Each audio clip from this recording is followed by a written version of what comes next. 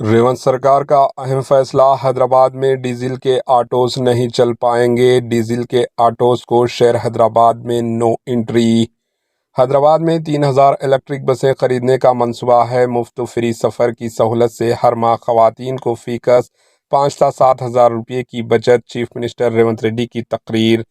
Electric गाड़ियों को बड़े पैमाने पर हिम्मत अफजाई की अहमियत उजागर करते हुए चीफ मिनिस्टर तेलंगाना रेवंत रेड्डी ने एक प्रोग्राम से खिताब करते हुए कहा कि रियासती हुकूमत आने वाले 2 साल में 3000 इलेक्ट्रिक बसें खरीदेगी और शहर हैदराबाद को आलूदगी से महफूज रखा जाएगा।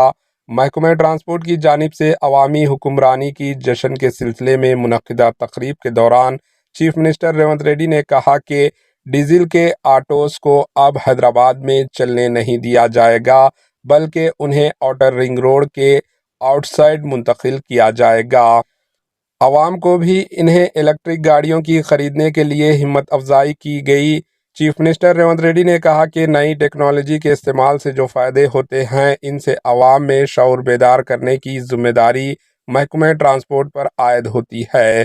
रेवंत रेड्डी ने ओहदेदारों से कहा कि वो शहर हैदराबाद में इलेक्ट्रिक ऑटो चलाने के लिए मुरवाद की पेशकश के ताल्लुक से मंसूबा तैयार करें, क्योंकि हैदराबाद को आलूदगी से पाक बनाना हुकूमत की जिम्मेदारी है। ये कहते हुए महकमे ट्रांसपोर्ट को शहर में आलूदगी पर कंट्रोल करने के लिए अहम रोल अदा करना चाहिए। इन्होंने कहा कि क़दीम गाड़ियाँ, पुरानी 15 साल पुरानी गाड़ियों का इस्तेमाल भी तुर्क करना ज़रूरी हो गया है। रेवंत रेड्डी ने कहा कि बसों में ख़वातीन के लिए फ्री सफ़र की सहूलत से Telangana state road transport corporation के अहिया में मदद मिली है।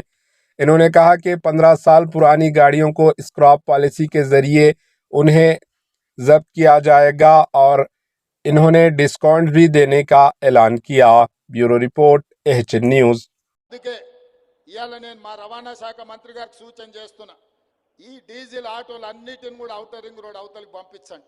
వాళ్ళందరూ ఎలక్ట్రిక్ ఆటోలు కొనుక్కుంటే వాళ్ళకి ఏ రకంగా మనం ప్రత్యేక పథకాలు ఇవ్వగలమో వాటిని మీ అధికారులతో మాట్లాడి ఒక ప్రణాళిక తీసుకురండి. ప్రతి పేదవాడు ఎలక్ట్రిక్ ఆటో కొని హైదరాబాద్ నగరంలో నడుపుకుంటే వాళ్ళని ఏ విధంగా ఆదుకోవాలనో ఒక ప్రత్యేకమైన పథకం తీసుకురండి. ఈ నగరంలో తిరుగుతున్న డీజిల్ ఆధారిత ఆటోలన్నిటిని కూడా నగరం బయటికి పంపించడం ద్వారా ఈ నగరాన్ని కాలుష్య రహిత నగరంగా తీర్చిదిద్దాలి.